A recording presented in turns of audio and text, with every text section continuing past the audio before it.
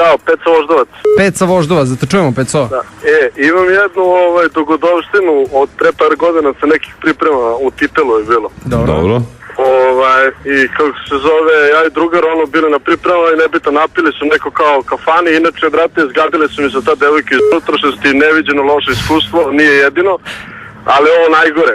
Ajde da čujemo. Napili se i njih dve, te neke cupi kao aj s nama kao kod mene gajbi prazna mi gajba. I mi kao šta ćemo cirki kao da nećemo idemo i odemo mi kod njih na gajbu. I kako smo ušli, strašno je smrdilo na gajbi, ne znam na šta, na neke vonjove najstrašnije. Jaj, dobri.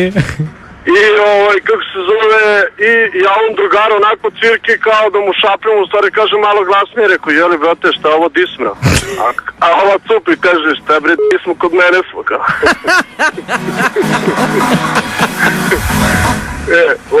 To je jedna, a druga vrsta higijene, ne znam da li ste pominjali Tarzančići.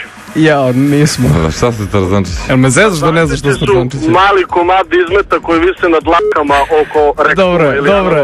Dobre, majstore, joj. Kako si ti došao do njih?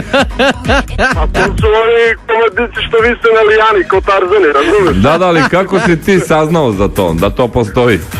Pa ne, čitao sam na netu, brate. A čitao se, da, Ajde, čao.